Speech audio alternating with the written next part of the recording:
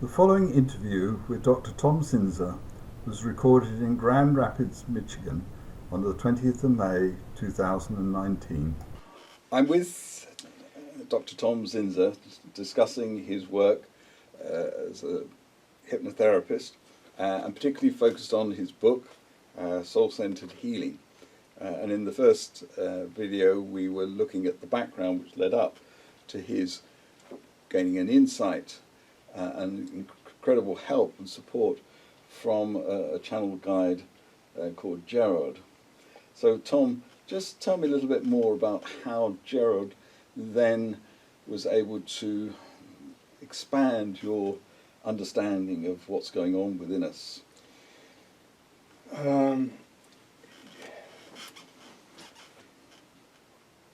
My work with Gerard was really focused clinically, meaning individuals that I was working with and what was happening for them, what maybe was causing some of the issues they were dealing with.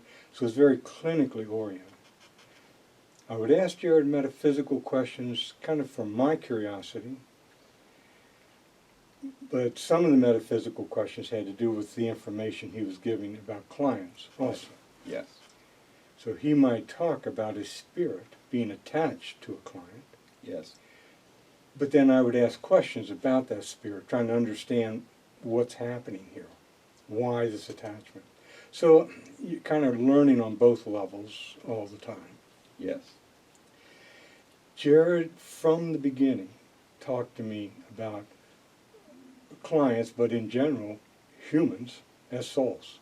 There was just no question for him. He's talking about souls. Yes. I know in modern psychological parlance they like to talk about the self, but he wanted to emphasize the soul as something that was greater than us, so to speak.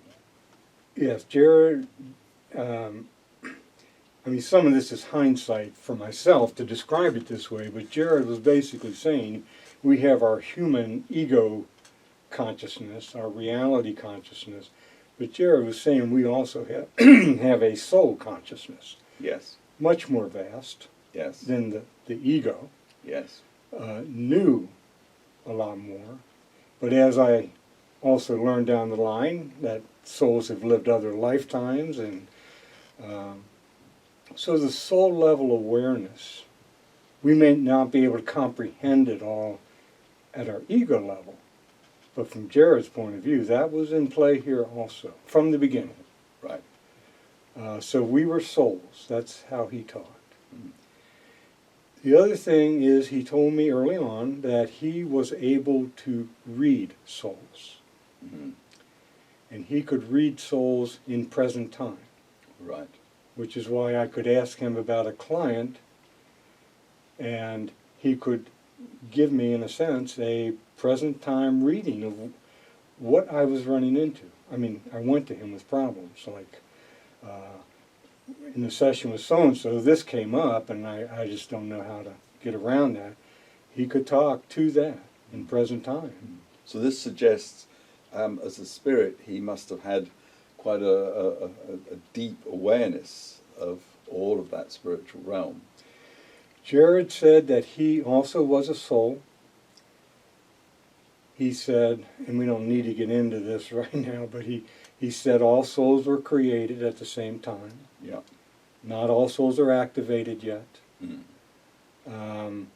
And that, now I lost my train of thought. In terms of all of us being souls, this is the way he talked about people, my clients. Yes. He saw them as having different lifetimes. Yes. And so this is the information he would start to bring up. Right. From my point of view, working with individuals, the information he was giving about each client, you began to understand that everyone had a different soul story. Yes. The complexity of what was going on in the inner world for each person was just unique. It can involve past lives, it can involve spirits maybe getting involved. It included the subpersonalities that were struggling. One client, he would tell me, an adult client, he might say, well, look for the little girl in the yellow dress. She's about 5 years old, talking about a subpersonality. Somebody else, he's saying, you have to look for this male that's dressed in such and such a way. He's not part of her soul. Right. So for another individual, you're looking for a spirit. Yes. So this is the way it went for years. Yes. With Catherine's agreement, her dedication, her wish to help with healing, she continued to channel Jared each week for 15 years. Wow. So for 15 years, we met like every week with my list of questions. So it was a process. It's hard to describe. I believe Gerald also started to introduce you to the concept and notion of the higher self as crucial to the therapeutic process. The higher self was a very interesting phenomenon in a number of ways. One of which is that in my previous life as a psychologist, I was working with multiple personalities before I met Jared. Yeah. And there is a concept or a phenomenon in psychology called the inner self-helper. Yes. And I was familiar with the inner self-helper as written about by other psychologists, especially Ralph Allison. Yes, Dr. Allison. And I couldn't say that I had real strong experience with a inner self-helper yet. I had some, but I was very aware of the concept. Yes. When I started working with Jared, he identified to me what he called the higher self. Okay.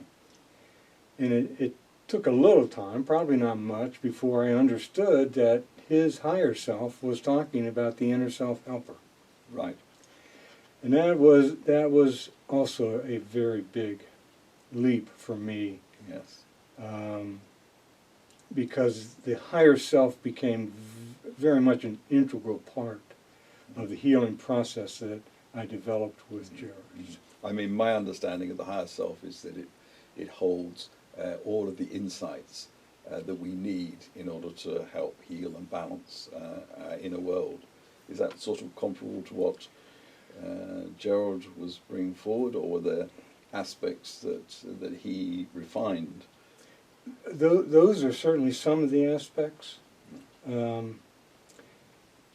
If I were to try and give a picture, Jared described it that when a soul incarnates for a lifetime, he said it's as though the soul projects a piece of itself into the mind of the person then. Yes. And that higher self is that person's direct link to the light of the soul and to the light of the divine. You're right. That every lifetime had its own higher self is also information he gave. Yes, that's interesting. Yeah, I found that interesting also. Yes. I hadn't thought about it that way. Yeah. So the higher self had knowledge of this person's present life, just like the inner self-helper did. Yes. Psychologists had seen that. Mm-hmm. But the higher self also had knowledge of past lives. Right. And if it did not have the particular knowledge, it could go into the soul to retrieve that information. Yes. So it has access to all of the insights. It is part of the soul. Journey. Yeah. It knows it's part of the soul. Oh. It's got access to the light of the soul because it's part of that light.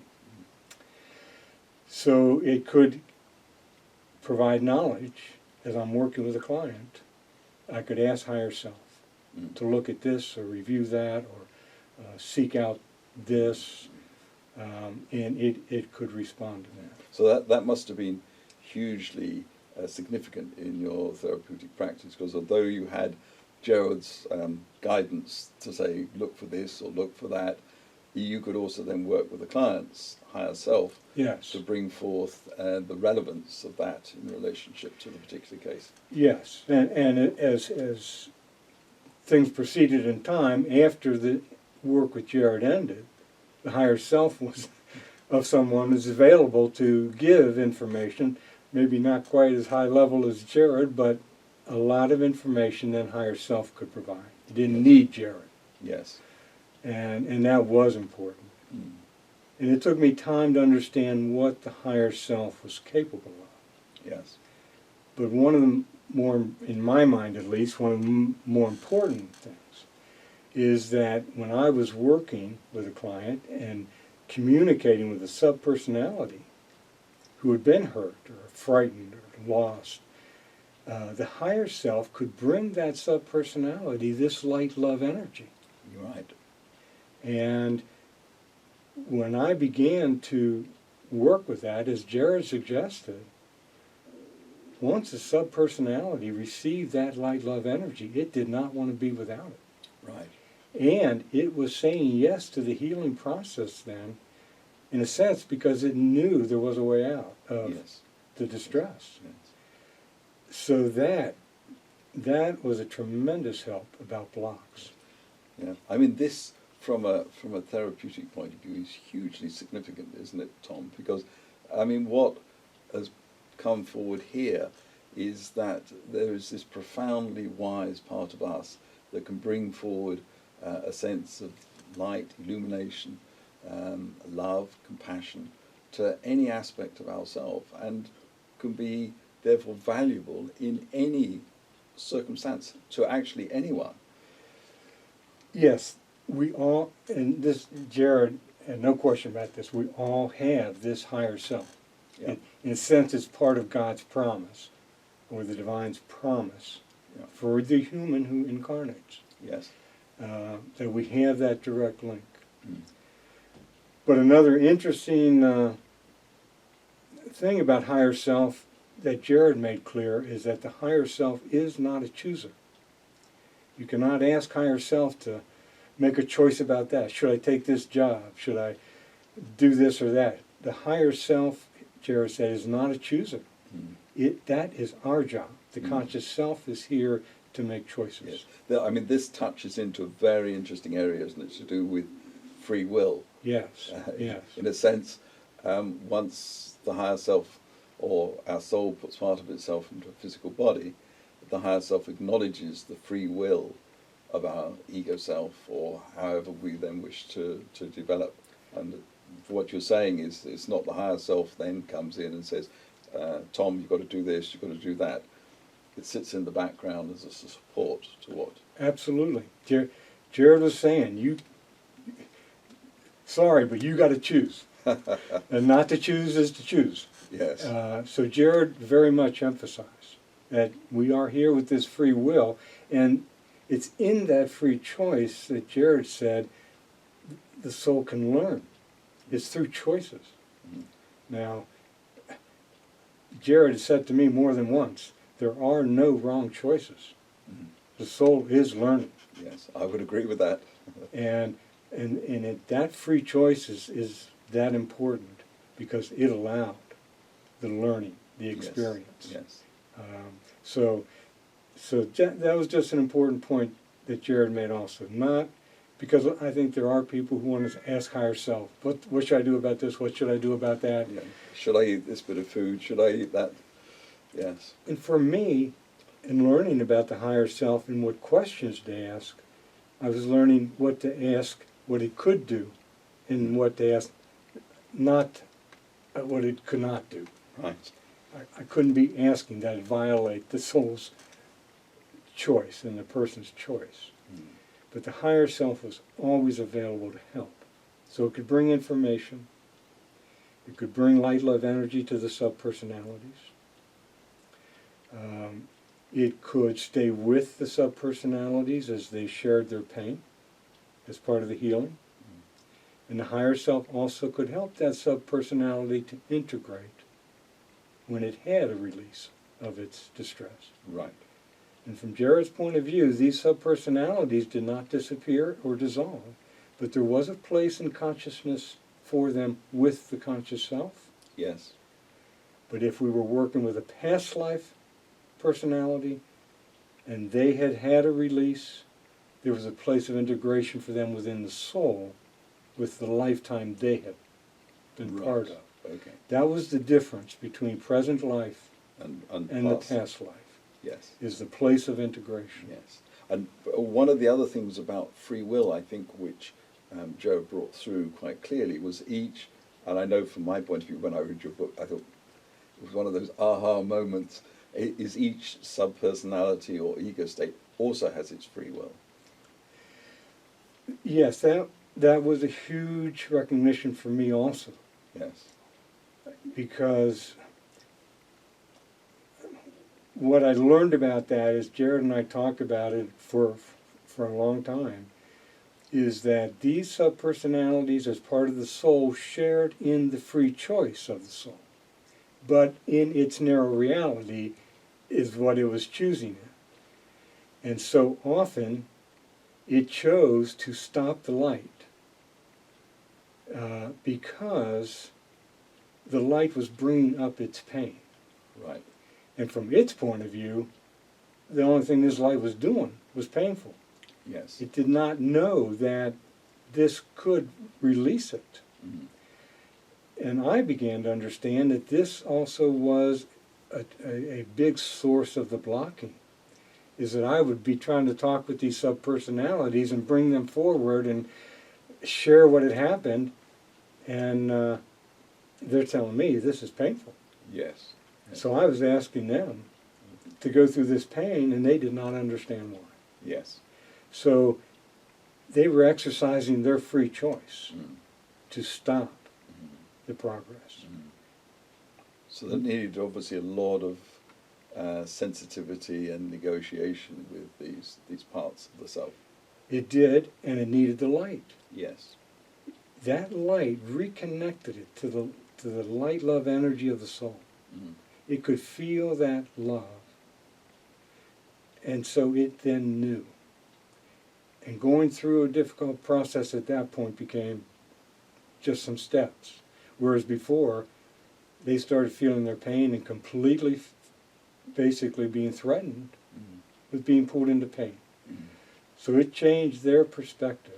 And with their change in perspective, they were changing their choice to say, yes, bring the light on, and yes, I'll go through this, and here's what I need to share. And yes, and all of that would be a whole sense of freedom and release. yes, From and this then past. Integration. Yeah. Yes, I can really understand that. So the higher self and this working with the higher self and the light has been absolutely crucial to this process of inner Yes. healing. Yes. In a sense, from a soul level, this is our reason for being. We seek love, Yes. and we respond to love. Yes. Well, the ego states, as part of the soul, were no different. They could feel it, and it felt so good, and they were saying yes to it. Not because they had to, because they knew that this is what they wanted. So that is true today as when I first started working with Jerry. I would say that 99% of these subpersonalities, once they received this light, they did not want to be without it. So your clients must have felt a huge sense of release and relief. I think they felt the releases and they felt the movement. Yeah. They felt things beginning to realign Yes. inside. Yes. And there are a number of other things Jared talked about to help with that realignment with the soul energy and the divine. But the subpersonalities issue was a big one, because these are the parts that get cut off from people, but they still affect people. Yes. You can't just cut them off and pretend they don't exist. No. And so they need it to be addressed if healing is going to happen in these particular areas.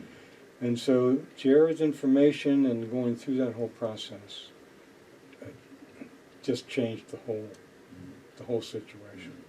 And in this journey, Gerard would obviously start to bring forth a conception of something of the bigger picture from the soul's inception, its journey through different lifetimes, and some of the facets which cause us to be who and what we are. Well, as you know, this is the big picture, so I am not going to try to do all of that. But Gerard did talk about that level.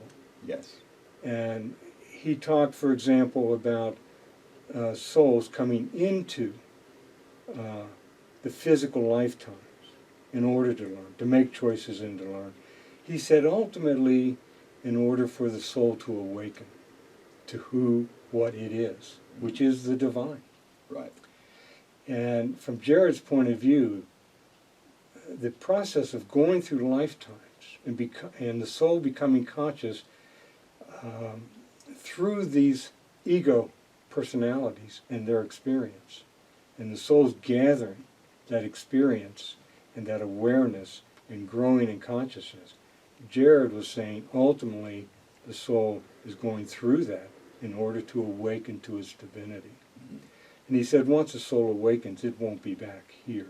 Right. To the so in a way, once we reach a point, maybe as they talk about of enlightenment or whatever that might be, and the soul no longer needs to come into the physical body, and then it will go on experiencing, presumably as Gerald is, in other dimensions. Other dimensions, other levels. Yes. That the soul still continues to move, but does not need to come back to the physical incarnation.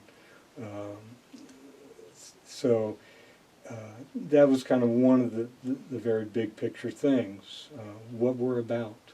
Mm-hmm. And another big picture thing that Jared and I talked about a lot was the light and the dark. The dark, yes. Yes. And one of them, and I write about this in my book, one of the most important things Jared taught me about it is the difference between darkness and evil. Right.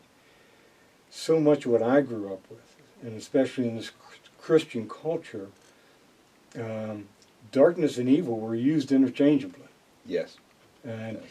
Jared was so helpful in leading me to understand the difference between darkness and evil.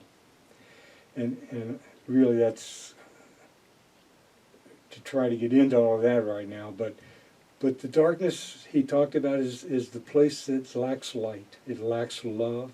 It lacks knowledge. Yes. And many of these subpersonalities I worked with, I found were in darkness. Again, they had gone into dark to get away from their pain. Yes. To forget. Yes. To become numb. And it was dark. It wasn't evil, but it was dark. Yes. And it was without that love, which is why it's so important. Yes. When the higher self can bring that one love, yeah, it also can help it move out of the dark. Yes. So it's moving into a much deeper, profounder level of its own inner soul connection, its own inner light. Yeah. And it's not in an area which is disconnected from all of that. And I think that for most people, they could begin to think of the darkness we find outside. Violence against someone, or people stealing from someone, or someone being depressed and beginning to withdraw from their friends or family, or somebody being lost in confusion.